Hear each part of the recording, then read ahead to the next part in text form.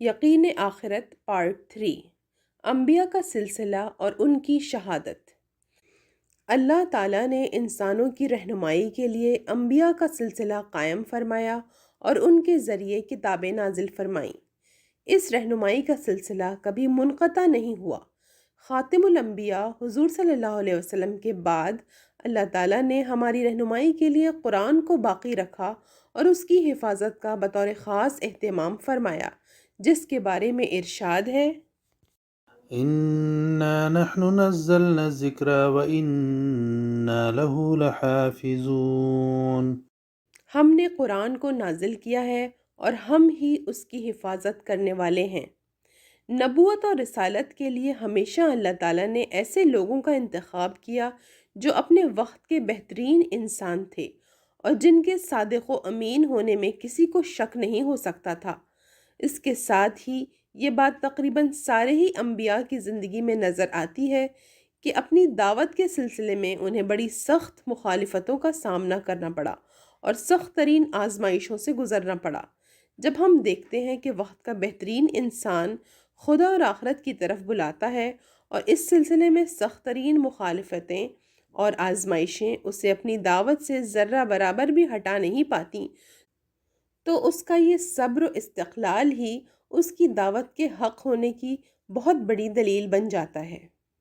وَمَا يَأْتِيهِم مِّن رَّسُولٍ إِلَّا كَانُوا بِهِ يَسْتَهْزِئُونَ كَذَلِكَ نَسْلُكُهُ فِي قُلُوبِ الْمُجْرِمِينَ۔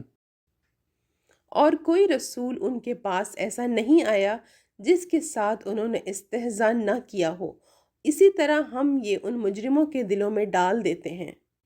یعنی کفر اور رسولوں کا استہزاء ہم مجرموں کے دلوں میں ڈال دیتے ہیں یا رچا دیتے ہیں۔ قرآن کریم کے مطالعہ سے معلوم ہوتا ہے کہ انبیاء کو ان سخت ترین آزمائشوں سے کامیابی سے گزارنا اللہ تعالیٰ کے پروگرام میں شامل ہوتا ہے اور اس کے لیے خاص اہتمام کے ساتھ ان کی تربیت کی جاتی ہے۔ انہیں عالم غیب کا کسی حد تک مشاہدہ کرایا جاتا ہے تاکہ انہیں اطمینان قلب کا وہ درجہ حاصل ہو جائے جس کے بعد آزمائشیں ان کے قدم نہ ہلا سکیں۔ مثال کے طور پر حضرت ابراہیم علیہ السلام کو مردوں کو دوبارہ زندہ کرنے کی کیفیت کا مشاہدہ کرایا گیا، جیسا کہ قرآن میں بیان ہے: وَإِذْ قَالَ إِبْرَاهِيمُ رَبِّ أَرِنِي كَيْفَ تُحْيِي الْمَوْتَىٰ قَالَ أَوَلَمْ تُؤْمِنْ قَالَ بَلَىٰ وَلَٰكِن لِّيَطْمَئِنَّ قَلْبِي قَالَ فَخُذْ أَرْبَعَةً مِّنَ الطَّيْرِ فَصُرْهُنَّ إِلَيْكَ ثُمَّ اجْعَلْ عَلَىٰ كُلِّ جَبَلٍ منهن جزءا ثم ادعهن يأتينك سعيا واعلم أن الله عزيز حكيم۔ اور اس وقت کو یاد کرو جب ابراہیم علیہ السلام نے عرض کیا کہ اے میرے پروردگار، مجھ کو دکھلا دیجئے کہ آپ مردوں کو کس کیفیت سے زندہ کریں گے۔ ارشاد فرمایا کہ تم یقین نہیں لائے؟ کہا یقین کیوں نہ لاتا، لیکن اس غرض سے یہ درخواست کرتا ہوں کہ میرے دل کو اطمینان ہو جائے۔ ارشاد ہوا: اچھا تو پھر 4 پرند لو اور ان کو اپنے سے ہلا لو، پھر ہر پہاڑ پر ان میں کا ایک ایک حصہ رکھ دو اور پھر ان سب کو بلاؤ، تمہارے پاس سب دوڑتے چلے آئیں گے، اور خوب جان لو کہ اللہ تعالیٰ زبردست ہے، حکمت والا ہے۔ حضرت موسیٰ علیہ السلام کو جب نبوت عطا ہوئی تو اللہ تعالیٰ نے ان سے فرمایا: وَأَنَا اخْتَرْتُكَ فَاسْتَمِعْ لِمَا يُوحَىٰ إِنَّنِي أَنَا اللَّهُ لَا إِلَٰهَ إِلَّا أَنَا فَاعْبُدْنِي وَأَقِمِ الصَّلَاةَ لِذِكْرِي إِنَّ السَّاعَةَ آتِيَةٌ أَكَادُ أُخْفِيهَا لِتُجْزَىٰ كُلُّ نَفْسٍ بِمَا تَسْعَىٰ۔ اور میں نے تم کو نبی بنانے کے لیے منتخب فرمایا ہے، سو جو کچھ وحی کی جا رہی ہے اس کو سن لو۔ میں ہی اللہ ہوں، میرے سوا کوئی معبود نہیں، تم میری ہی عبادت کیا کرو اور میرے ذکر کے لیے نماز قائم کرو۔ بے شک قیامت آنے والی ہے، میں اس کو چھپائے رکھوں گا تاکہ ہر جان کو اس کے عمل کا بدلہ دیا جائے۔ اس کے بعد ان کو اپنی قدرت سے مردہ کو زندہ اور زندہ کو مردہ کرنے کا ایک مشاہدہ ان کے عصا کو ایک حقیقی سانپ، پھر اسی سانپ کو دوبارہ عصا میں بدل کر دکھایا۔ ارشاد ہوا، وما تلك بيمينك يا موسى قال هي عصاي أتوكأ عليها وأهش بها على غنمي ولي فيها مآرب أخرى قال ألقها يا موسى فألقاها فإذا هي حية تسعى قال خذها ولا تخف سنعيدها سيرتها الأولى۔ اور یہ تمہارے داہنے ہاتھ میں کیا ہے اے موسیٰ؟ انہوں نے کہا، یہ میری لاٹھی ہے، میں اس پر سہارا لگاتا ہوں اور اپنی بکریوں پر پتے جھاڑتا ہوں، اور اس میں میرے اور بھی کام ہیں۔ ارشاد ہوا، اس کو زمین پر ڈال دو اے موسیٰ۔ سو انہوں نے اس کو ڈال دیا، یکایک وہ ایک دوڑتا ہوا سانپ بن گیا۔ ارشاد ہوا، اس کو پکڑ لو اور ڈرو نہیں، ہم اسے پہلی حالت پر کر دیں گے۔ حضور اقدس صلی اللہ علیہ وسلم کو معراج میں عالم آخرت کی بہت سی نشانیاں دکھائی گئیں، جن کی پوری تفصیل احادیث میں موجود ہے۔ قرآن میں مختصراً اس کا ذکر ہے۔ سبحان الذي يسرى بعبده ليلا من المسجد الحرام إلى المسجد الأقصى الذي باركنا حوله لنريه من آياتنا إنه هو السميع البصير۔ وہ پاک ذات ہے جو اپنے بندے کو راتوں رات مسجد حرام سے مسجد اقصیٰ تک لے گیا، جس کو گھیر رکھا ہے ہماری برکت نے، تاکہ دکھلائیں اس کو کچھ اپنی قدرت کے نمونے۔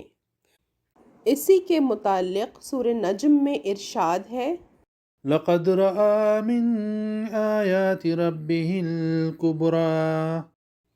انہوں نے اپنے پروردگار کی قدرت کی بڑی بڑی نشانیاں دیکھیں۔ آخرت کی یاد دہانی انبیاء کا خاص مشن ہوتا ہے۔ قرآن میں انبیاء کے جو حالات بیان ہوئے ہیں، ان پر نظر ڈالنے سے یہ بات بالکل واضح طور پر سامنے آتی ہے۔ انبیاء کی قوموں کے حالات مختلف رہے ہیں، اور انہوں نے اپنی قوموں کی خاص خاص کمزوریوں پر گرفت بھی کی ہے، لیکن توحید، رسالت و آخرت سب کی بنیادی تعلیم ہے۔ سب کی جد و جہد کا حاصل یہی نظر آتا ہے کہ لوگوں کے دل میں آخرت میں اپنے رب کے سامنے جواب دہی کا یقین پیدا ہو، اور لوگ منمانی کرنے کے بجائے رب العالمین کی فرما برداری کی صراط مستقیم پر قائم ہو جائیں۔ قرآن کہتا ہے، وذكر فإن الذكرى تنفع المؤمنين۔ اللہ کی باتوں کا تذکرہ کرتے رہیے، کیونکہ یہ تذکرہ ایمان والوں کو نفع پہنچاتا ہے۔ یعنی ان باتوں کا تذکرہ بار بار کرنے سے ان کا ایمان پختہ ہوتا ہے۔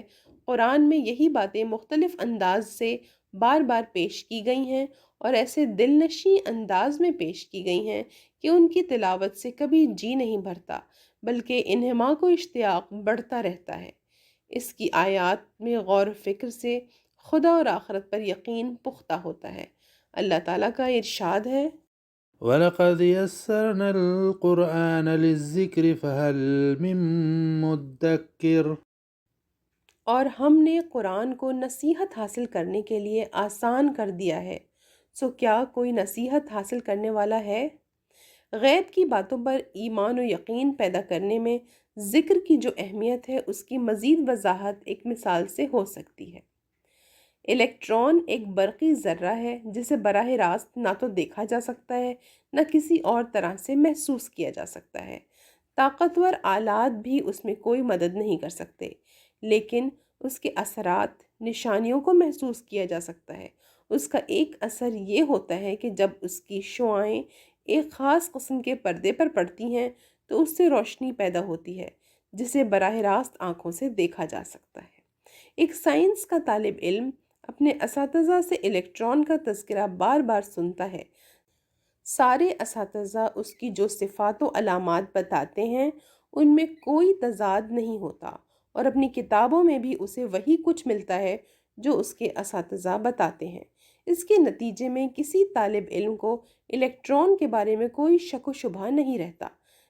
جب اس کی شعاعوں کے نتیجے میں پردے پر روشنی ابھرتے ہوئے دیکھتا ہے تو ایسا لگتا ہے جیسے وہ الیکٹرونز کو ہی دیکھ رہا ہے۔ اسی طرح اللہ رب العالمین کو کوئی دیکھ نہیں سکتا، لیکن اس کی نشانیوں کو دیکھا جا سکتا ہے جو ہر طرف پھیلی ہوئی ہیں۔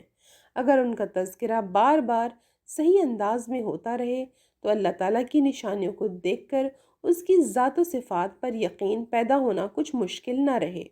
آخرت کا تعلق بھی عالم غیب سے ہے، لیکن سارے انبیاء نے اس کی خبر دی ہے، اور قرآن ہمیں بتاتا ہے کہ ان کی دی ہوئی خبروں میں کوئی تضاد نہیں۔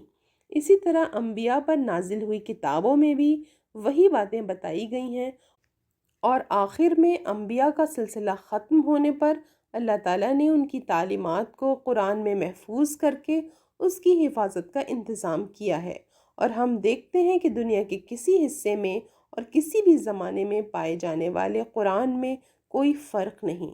اسی لیے اللہ تعالیٰ کی باتوں کا تذکرہ اور اس کے ذریعے خدا اور آخرت پر ایمان و یقین پیدا کرنے کے لیے قرآن سے زیادہ مؤثر اور کوئی ذریعہ نہیں۔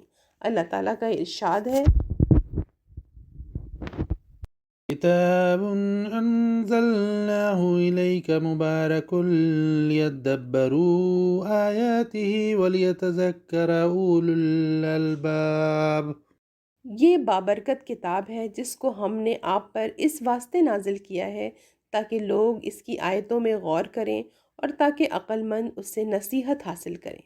اسی طرح ارشاد ہے، وأوحي إلي هذا القرآن لأنذركم به ومن بلغ۔ اور میرے پاس یہ قرآن بطور وحی کے بھیجا گیا ہے تاکہ میں اس قرآن کے ذریعے سے تم کو اور جس جس کو یہ قرآن پہنچے ان سب کو ڈراؤں۔